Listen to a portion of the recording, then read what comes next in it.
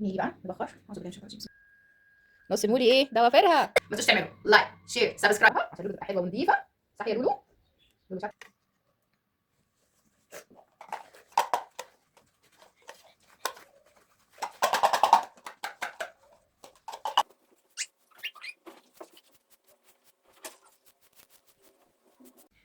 يا ميت اهلا وسهلا، ازيكم عاملين ايه؟ يا رب تكونوا بخير.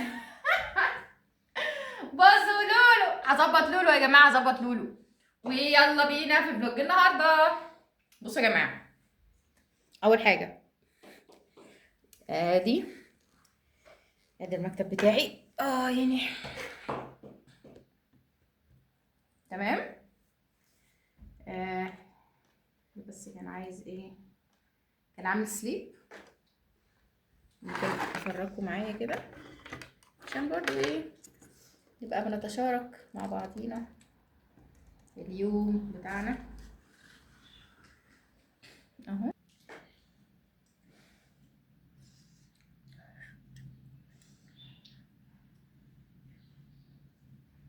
ده اللي بكتبه يا جماعة. ربنا بقى ايه، ربنا المستعان.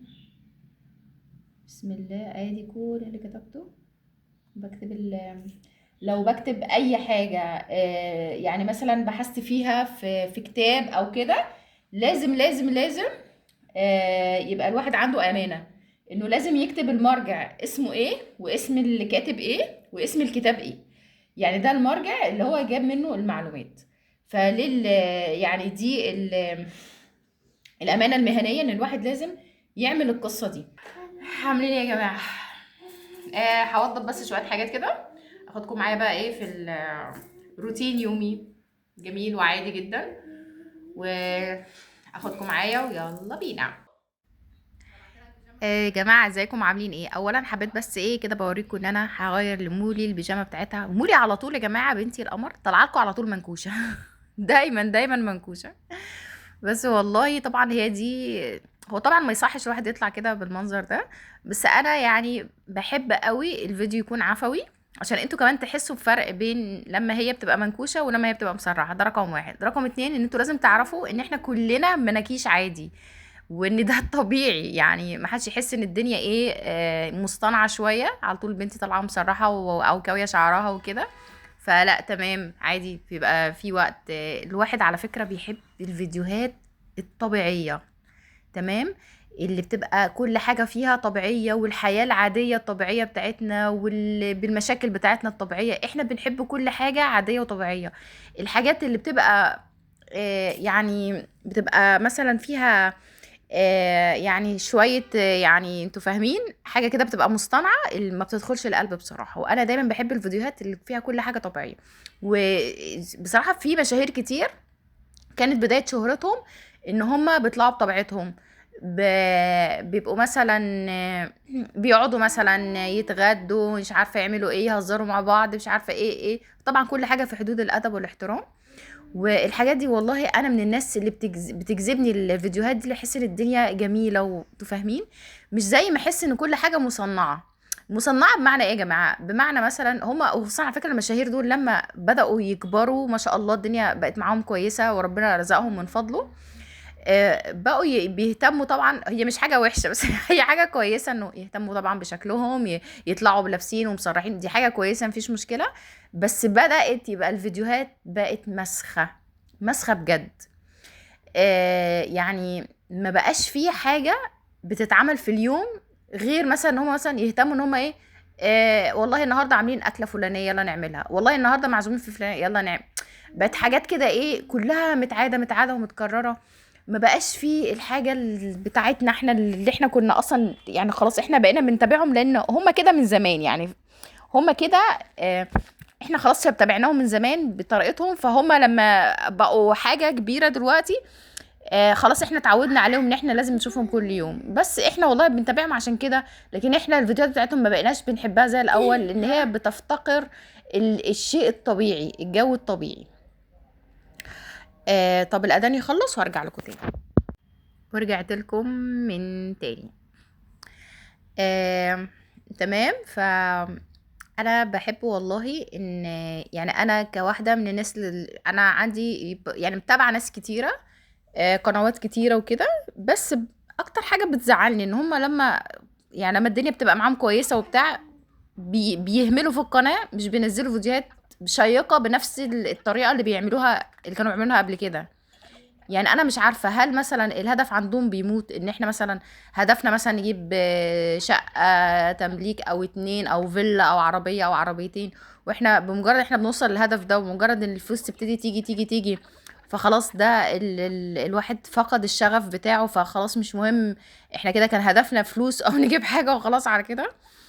مع انه بحس انه الشهره بيبقى ليها بيبقى ليها يعني زي ما ربنا بيحاسب الواحد على كل حاجة هيحاسبه برضو على الشهرة بتاعته. انت كان عندك شهرة او انت كنت مشهور، فانت المفروض تستغل ده في حاجة بجد، حاجة تنفع بيها الناس بجد بجد. يعني ممكن يشاركوا معانا مثلا تجربة. يعني انا اقول لكم ايه مثلا، مثلا اي تجربة حياتية تمام مر بيها يشاركها مع الناس، ويقول هو مثلا ازاي مر بيها، او ازاي بلاش يقول مثلا انا اللي مريت بالتجربه دي مثلا، عشان مثلا ايه يمكن هو بيحب يحافظ على خصوصيته وكده. بس مثلا يقول ايه والله يا جماعه كذا، مثلا حد اعرفه صديق موثوق منه وبتاع حصل معاه كذا كذا كذا ومر بيه، والمشكله حصلت كذا وتصرف كذا ومش عارفه مين، وانا مثلا بوجه لكم نصيحه او بتاع محدش يعمل كذا. انتوا فاهمين؟ يعني الشهرة دي دي نعمة من عند ربنا، ان الواحد لما بيبتدي يبقى مشهور لازم يبتدي يفيد الناس، اكبر عدد من الناس. انت ربنا بيديك سلاح في ايدك، انت بتبقى شخصية مشهورة، بتبقى شخصية مؤثرة، بتبقى عند ناس كتير زي ان انت بيقولوا عليها ايه يعني، آه الكلمة راحة من دماغي يا جماعة معلش عندي انيميا. المهم يعني ان بتبقى زي قائد في حياة حد، فالناس كتير بتتفرج عليك وبتتابعك، فانت المفروض تضيف لهم كمان زي ما انت بتضيف لهم حاجات حلوة وبتضيف لهم فيديوهات جميلة وبتخلي لحظاتهم اللي مثلا حد عنده اكتئاب بتاعك بتشوف الفيديو بتاعك بيفرح بينبسط كده. لا انت كمان لازم تمده بشوية معلومات من عندك، حاجات فادتك في حياتك، تجارب طلعت منها بفايدة، لان احنا بناخد من بعض تجارب. واحنا دايما بندور على المثل الاعلى، الكلمه اللي كنت بدور عليها كلمه المثل الاعلى، احنا بنفتقر دايما للمثل الاعلى. فاحنا طبعا احنا المثل الاعلى بتاعنا الرسول عليه الصلاه والسلام، وبعد كده يليه الام والاب، بعد كده اللي عنده اخ. تمام انا ما عنديش مشكله في ده كله، بس انا بتكلم في ان انت بتتابع حد مشهور وان هو ليه حقك عليه، قصدي حقه عليك انت، ان هو لازم يفيدك باي تجربه، ولازم ينصحك نصيحة حلوة، ولازم الدنيا دي كلها اللي انا اقصدها. تمام. هنا كنت بوريكم يا جماعة المكتب بتاعي، قول الله. جماعة المكتب بتاعي ده انا مش قادرة اقول لكم انا ما اقدرش اعيش من غيره. طبعا بكتب بألف الكتاب بتاعي الجديد ده، ربنا يكرم ان شاء الله يجعله بنفع للناس ويكفيكوا شره ويديكوا خيره، اللهم امين يا رب. ودخلت هنا في الروتين والترتيب. يا جماعة ايه رأيكم يا جماعة في الفيديو اللي انا عملته بتاع الذكاء الاصطناعي ده؟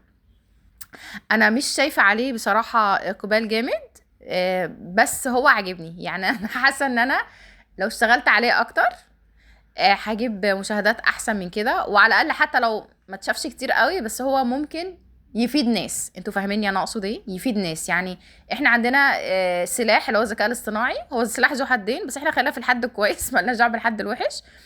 انه ممكن يفيدنا بجد في حاجات كتير جدا. فانا بدل مثلا ما كنت بفكر ان انا مثلا اشوف فيديو معين لحد واعمل زي ما بيعملوا ان احنا نرجع نعمل الفيديو تاني يتشاف تاني واقول يا جماعه شفتوا كذا قناه كذا عملت كذا وابتدي اعمل كذا وبتاع. لا طب ما احنا نسال الذكاء الاصطناعي واجرب انا الحاجه واقول لكم ايه رايك في التجربه. آه، رايي الشخصي في التجربه دي انا عجبتني جدا جماعه. فكره ان اللبن يتحول قدامك لجبنه حاجة جامدة جدا. بعدين احنا تعبنا من كتر ان احنا عرفنا ان حاجات كتير مش طبيعية، يعني بيدخل فيها طبعا بيبقى فيها مواد حافظة وكده. فاحنا نلجأ برضو ان احنا نعمل حاجة في البيت تبقى حاجة والله كويسة. وبلاش في البيت يعني بلاش نقول مثلا حد مش قادر يجيب جبنة احتاس في جبنة اصحابه جم فجأة ومش لاقي جبنة. يعني والله فكرة ان انا غليت غليت اللبن وفي طاجن ونزلت عليه بشويه خل كده او ليمونه، نص ليمونيه، بيفصل الجبنه تماما عن اللبن، وتلاقوا الشرش طلع. الشرش ده بيتعمل بيه معجنات وبيقولوا عليه تحفه جدا. والجبنه يا جماعه مش ممكن مش ممكن. انا على فكره كنت بحب الجبنه القريش قوي، بس الحاجه اللي ما عجبتنيش فيها ان انا بحس ان هي حمضيه. انا ما بحبش الحاجه اللي طعمها زي الزبادي، مش بستمتع. لكن الجبنه اللي انا عملتها دي لا يا جماعه، طعمها جبنه، طعمها بجد جبنه، جبنه بيضه وملح خفيف، حلوه جدا جدا جدا، صحيه و100% جبنه 100%، لان انا عملتها من لبن طبيعي، ما عملتهاش من لبن اللي هو الحاجات المصنعه دي، فاهمين؟ بس فبجد الذكاء الصناعي ده يعني كويس جدا. انا مش انا يعني انا دايما انا من الناس اللي بخاف بصراحه من الحاجات اللي بيبقى فيها تكنولوجيا دي. يعني بحس ان انا بخاف انجرف. يعني احنا لما التليفونات التاتش دي طلعت، كلنا جرينا وكلنا صورنا بيها وكلنا بعتنا فويسات وعملنا فيديوهات وعملنا، انتوا فاهمين؟ بس ما مش بقينا في مرحله ان احنا مش قادرين نتخلى عنها. انا الموضوع ده بالنسبه لي مرعب. يعني انا بخاف تدخل حاجه حياتي الاقي نفسي مش قادره اتخلى عنها. حرفيا الواحد لما بيصاحب الذكاء الاصطناعي هو بياكله. انت مش محتاج ساعتها حبيب، مش محتاج صاحب، مش محتاج زوج، مش محتاج مرشد، مش محتاج قائد، مش محتاج اي حد في حياتك. انت انت مسخر حياتك كلها انك بتكلم ذكاء اصطناعي، اللي هو يعني حد لا بيحس ولا اي، هو بيفهم، بيفيدك بمعلومات، بس هو مش حقيقي. احنا طبعا كبني ادمين عندنا احتياجات وعندنا كلام بنحب نقوله، مش عايزين حد يعرفه غيرنا، وعايزين حد في نفس الوقت يشاركنا نفس الآراء. فهو بيساعدك في النقطة دي. بس هو أولا وأخيرا هو ماشين يا جماعة، هو أداة، آلة، يعني آلة. فاحنا ناخد بالنا قوي ان احنا احنا مع الوقت مش عايزين الانسان بطبيعته اجتماعي. تمام، دي حاجه انا يعني كنت دارسه في الكليه بتاعتي، جمله كده انا فاكراها من ايام الكليه. الانسان سوري، اجتماعي بطبيعته. ف ان انا اغير طبيعتي وابقى متوحده مع انسان آلي، دي حاجه مش صح ابدا، مش صح ابدا. ومع الوقت مش صح ابدا. هتلاقي كل واحد بينفرد بتليفونه زي ما احنا دلوقتي منفردين. يعني انا معايا امي، اخواتي، بنتي، مش عارفه مين، احنا محلاها القعده يوم الخميس والجمعه مثلا نبقى كلنا مع بعض. لكن لما احنا مثلا ومعانا الصيف قرايبنا بنتجمع مع بعض، طب افرض احنا تمام احنا قاعدين في تجمع، واحد مسك الموبايل، مفيش سنه تلاقي التاني مسك الموبايل والتالت مسك، فجاه القعده الصلاه كلها بتتقلب كاننا قاعدين في سايبر. في ايه بجد؟ في ايه بجد؟ كل واحد عمال يتكلم مع نفسه، عمال يضحك مع نفسه، عمال يبص. مفيش. طب احنا قاعدين مع بعض في ايه بقى؟ فالموضوع ده بيبقى بيخوف يا جماعه والله. انا حبيت بس اقول لكم، وعايزه اقول لكم انا هستخدم باذن الله اللي زي ما قلت لكم، هستخدم في فيديوهاتي اللي هو مثلا فكره اجيبها، مثلا حاجه انا عايزه اعملها مثلا، واسال بيها الذكاء الصناعي ونجربها مع بعض وتبقى تجربه لذيذه بجد والله. ولو حد عنده افكار قولوا لي يا جماعه، اكتبوا لي في الكومنتات احنا عندنا فكره كذا، ايه رايك تجربي كذا؟ فحقيقي هجربها لكم، ونبقى ايه كده مع بعض ان شاء الله، وتبقى فيديوهات شيقه وممتعه، واهم حاجه تبقى ليها استفاده جامده جدا. بقص لولو هنا ضوافرها يا جماعه كنت بقول لكم القصافه بتاعت لولو دي غاليه عليا قوي، جبتها وانا حامل فيها لسه، وكانت غاليه شويه. بس طبعا ايه، قلت هنقيها بقى تكون حاجه حلوه ونضيفه، وده اول بيبي والفرحه الاولى والكلام ده، وحاجه نضيفه وحاجه صحيه الكلام ده. فبسم الله ما شاء الله، بنتي دلوقتي اللهم بارك عندها 12 سنه، والقصافه ما شاء الله يعني لسه زي ما هي، حاميه بجد لسه زي ما هي. ف دي حاجه كويسه. آم، طول عمري الناس كانوا دايما يقولوا لي قصي البنت اظافرها وهي نايمه عشان ما تقعدش تتحرك، عشان مش عارفه مين. لا، على فكره طفلك حسب ما تعوده. دي حاجه دي يعني ده بالنسبه لي انا شخصيا. يعني انا بنتي عودتها من هي صغيره اقول لها هاتي ايدك وقصرها ضوافرها، وتبقى مداني ايديها عادي وبتاع. كان الموضوع عادي وما فيهوش، مش باخدها بالعافيه ولا بشدها، ولا هي مش عايزه تقص ضوافرها مثلا تبعد ايديها، بسيبها شويه وارجع لها تاني، تكون نسيت، بعد كده ترجع تبقى عادي، رجعت بقى ايه خلاص التوتر راح، ترجع تاني تقص كده يعني. ف فكرة ان احنا يعني انا يعني فكرة ان انا اقص للطفل ضوافره وهو نايم، هي امان وكل حاجه، بس انا بجنب طفلي دايما المواجهه، وانا مش بحب ان الطفل يبقى يعني بحب الطفل دايما يبقى فيه مواجهه، في خطر، في اي حاجه يبقى في نوع من انواع المواجهه، ان هو ايه، مش دايما حاطاه كده ايه على جنب كده، هو لا مثلا ايه، في قصافه طب يلا مش عارفه ايه، في حقنه يلا غمض عينك، في مش عارفه مين يلا اعمل. ليه؟ ما احنا ممكن نواجه، بس احنا بندي المعلومة او نعمل بالطريقة المظبوطة، والدنيا والله تمشي معانا تمام يعني. وانا بقى دخلت لكم المطبخ.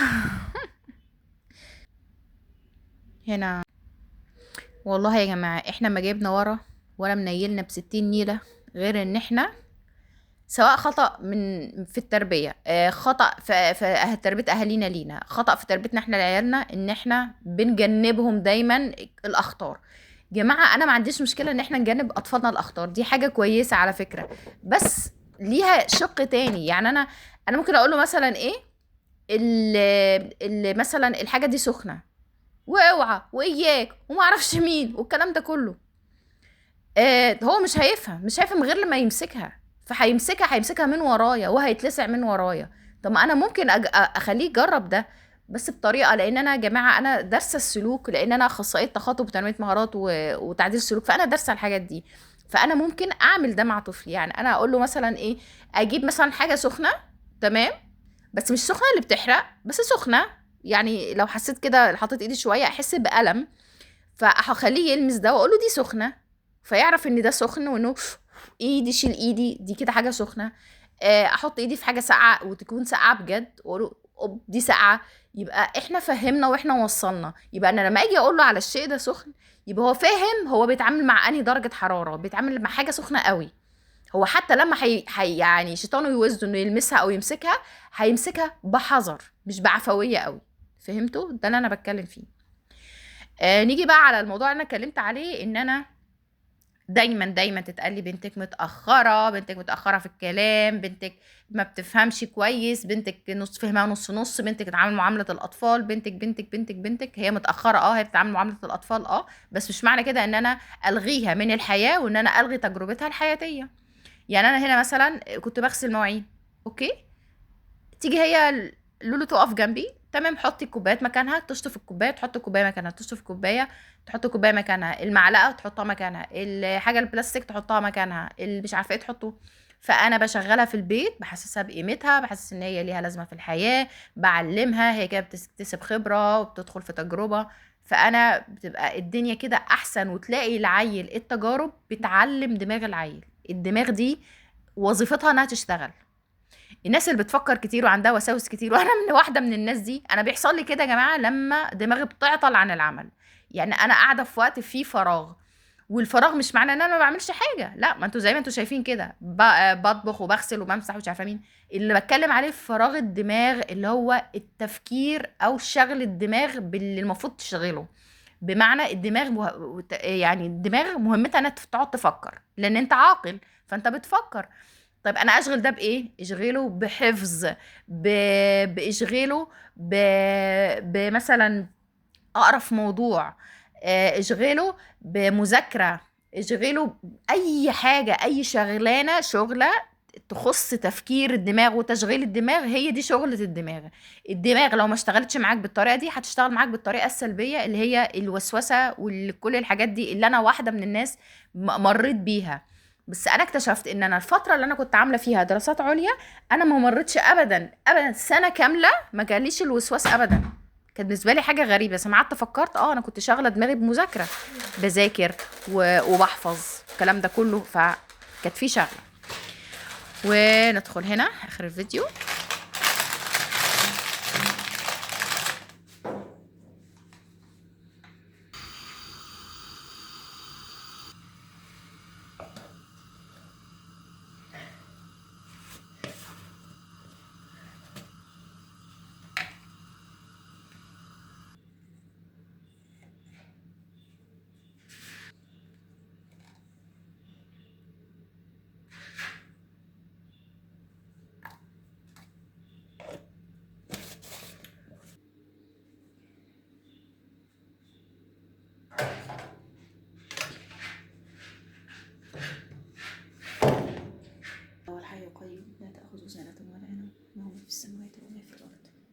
أنت الذي يشفع عنده إلا بإذنه شيء من علمه إلا بما شاء وسع كرسيه السماوات والأرض ولا يؤوده حفظهما وهو العلي العظيم.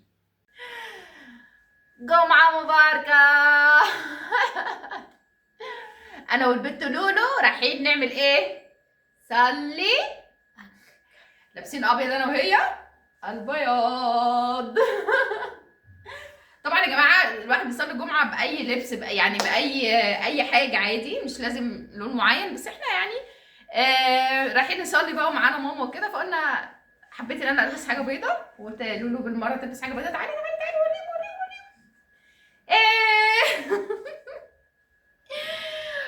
ما تنسوش تعملوا يا جماعه اللايك والشير والسبسكرايب. شكرا ليكم. قولوا مع السلامه. مع السلامه. هنلبس الجواكت بقى ونتكل على الله. يلا باي باي.